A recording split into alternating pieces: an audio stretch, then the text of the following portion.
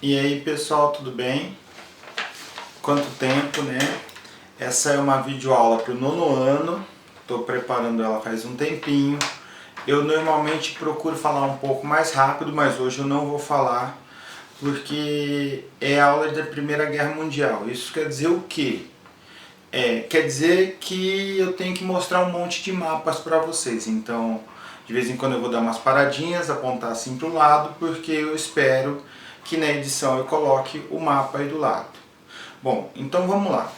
Na última videoaula, na primeira de vocês, eu falei sobre o início da Primeira Guerra Mundial.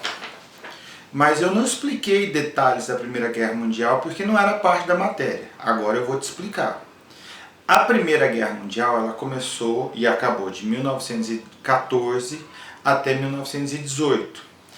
Ela é chamada de Primeira Guerra Mundial porque os conflitos acontecem em todos os continentes. Mas principalmente nesse caso, o palco do conflito, ou seja, onde eles aconteceram, foi na Europa, tá?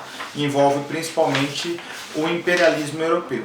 Então você tem uma série de causas para esse conflito. O primeiro e maior de todos, com certeza, são os interesses imperialistas dos países europeus. Ou seja, a vontade que eles tinham de dominar a África e a Ásia para poder empurrar seus produtos, empurrar sua cultura, o seu jeito de ser e tudo mais. Mas na Europa, uma série de coisas estão acontecendo. Então, primeira coisa é aquilo que nós chamamos de pan-eslavismo. O pan-eslavismo é a união dos povos de tradição eslava. Os eslavos, eles são um povo muito tradicional na Europa e eles se espalham por vários países. O primeiro deles que eu vou falar é a Sérvia. Olha aí no mapa, o mapa da Sérvia. Depois, junto com a Sérvia, está a Rússia. Essa relação da Sérvia com a Rússia é muito importante, porque a Rússia se coloca nesse cenário anterior à Primeira Guerra como grande defensora dos povos eslavos, porque ela também é uma sociedade de origem eslava. Então, guarda essa informação. Mexeu com a Sérvia, mexeu com a Rússia. Tá? Do outro lado desse conflito, você tem o que a gente chama de pan-germanismo. A palavra pan, tanto para o pan-eslavismo quanto para o pan-germanismo, quer dizer todos. Ou seja, todo mundo que é de origem germânica, de origem alemã, da cultura alemã, está nesse pacote. Os pan-germânicos, eles congregam principalmente a Alemanha e a Áustria. O Império Austríaco, que na Primeira Guerra ele tem o nome de Império Austro-Húngaro, porque reúne também o território da Hungria. Tá? Eu acho que nesse primeiro cenário é isso que você tem que entender. Só que a coisa não fica só nisso. O que vai acontecer? Então, a Sérvia se junta com a Rússia, como eu já falei. Então, mexeu com a Sérvia, mexeu com a Rússia. E a Alemanha se junta com o Império Austro-Húngaro. Então, mexeu com um, mexeu com o outro. Vocês percebem? O cenário da guerra mundial para ela acontecer é o seguinte: vai formando as aliançazinhas. Mexeu com um, mexeu com todos. É igualzinho os grupinhos na escola. Mexeu com o meu melhor amigo, mexeu comigo também. Vamos sair no pau. Tá? E nós temos dois grupos. Um primeiro vou olhar aqui mesmo para não errar nada, a Tríplice Aliança, que unificou, que uniu nesse pacto comum a Alemanha, a Itália e o Império Austro-Húngaro. Tá?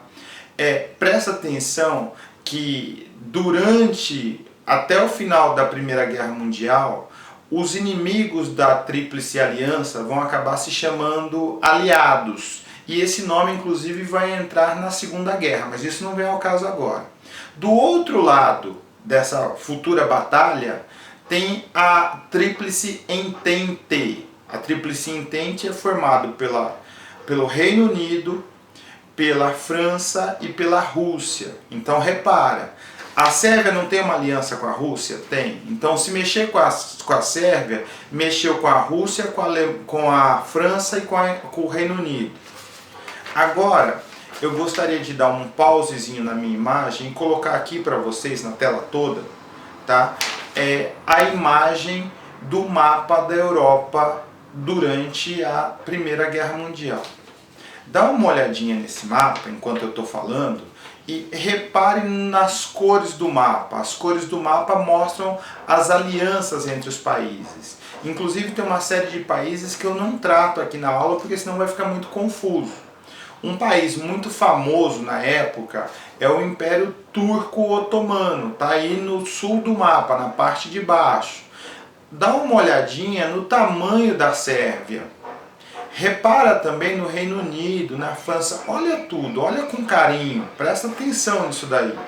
Nesse sentido, apesar de eu odiar ficar em casa dando videoaula e não ter contato com os meus alunos, é muito melhor para você entender. Fica, enquanto eu estou falando, vai olhando esse mapa. Olhou tudo? Tá. Agora, presta atenção nisso. Esse é o cenário inicial da guerra. Só que essa guerra, ela influencia uma série de países do mundo, inclusive o Brasil. Tá? O Brasil vai entrar na guerra em 1917, porque os alemães vão bombardear navios brasileiros. Aí a população brasileira revoltada quer participar da guerra. Nós teremos uma participação relativamente pequena, mas eu diria muito honrada. Não vou falar mal do meu país aqui de jeito nenhum. E a gente leva aviadores, sim, sensacional isso, eu pelo menos acho sensacional. Levamos um monte de médicos, enfermeiras e fornecemos material médico, hospitalar e matéria-prima para os nossos aliados. Os nossos aliados, obviamente, Inglaterra, França e Rússia. Em 1917, também no mesmo ano que o Brasil entrou os Estados Unidos. Basicamente pelo mesmo motivo. Os Estados Unidos forneciam armas e material de toda a natureza, inclusive alimentos, para o Reino Unido e seus aliados, a França, a Rússia, e aí a Alemanha bombardeia, afunda os navios americanos.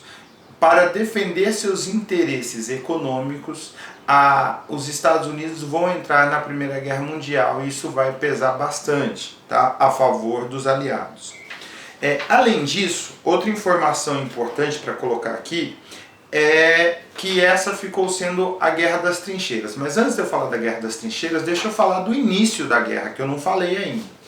Em 1914, esse cenário político todo que eu já falei para vocês, você já olhou o mapa todo aqui, começa com um detalhe, é o que a gente chama de estupim. O estupim é aquilo que faz a bomba explodir.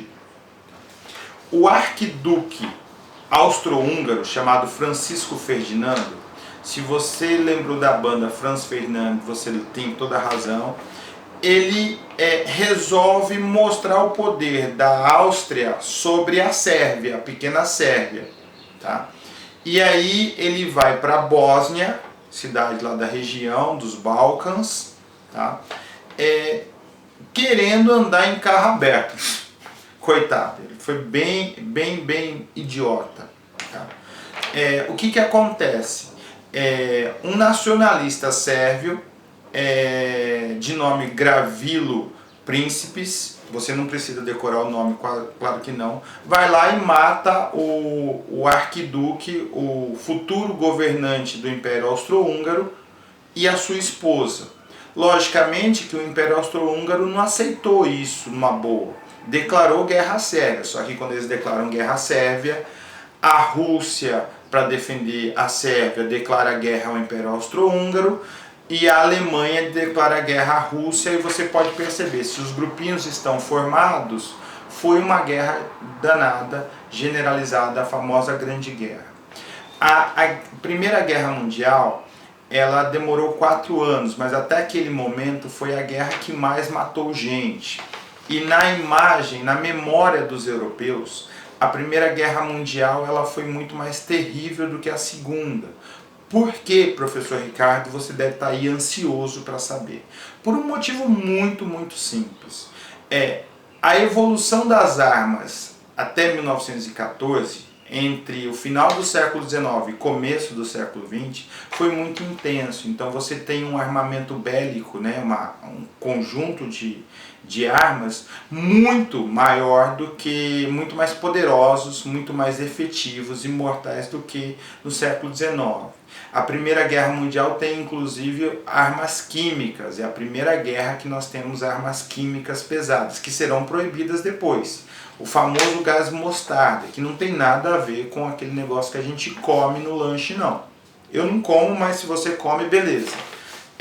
O gás mostarda, ele queimava o pulmão das pessoas, as vias aéreas e tudo mais, e ele chegou a ser proibido. Para você ter uma ideia, eu não quero me alongar muito, porque senão a aula vai ficando muito doida aqui, muito longa, mas para você ter uma ideia,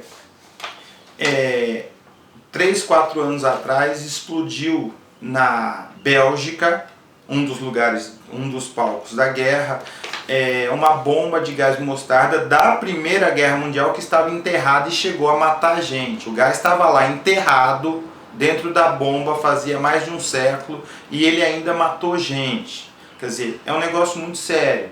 Tá? E essa guerra foi travada nas trincheiras. Eu coloquei embaixo do vídeo, na descrição do vídeo, uma série de links muito legais filmando as trincheiras da Primeira Guerra Mundial, e na página 50 e 51 do seu livro tem um desenho muito bom. Aliás, esse livro de vocês, ele fala em muitas coisas, mas os desenhos dele são ótimos, tá? Foi um dos motivos que eu escolhi esse livro. Mas eu acho, tá, que é isso. Quem que ganha a Primeira Guerra? A Tríplice Entente, a Estados Unidos, a França, a Inglaterra, né, o Reino Unido, a Rússia e nós também, o Brasil, que saímos como vencedores. A Primeira Guerra, esse assunto ainda não acabou, vai ter uma videoaula depois, em algum momento, ou vamos nos encontrar pessoalmente na sala de aula. Beijão para vocês, estou morrendo de saudade, veja os links aí. Um filme muito legal para você assistir sobre a Primeira Guerra Mundial é um filme chamado Cavalo de Guerra. Eu já dei uma olhada, tá no YouTube. Eu não apoio a pirataria, mas se você quiser assistir, vai lá e assiste o Cavalo de Guerra, que ele é sensacional. Tchau, tchau. Até a nossa próxima videoaula.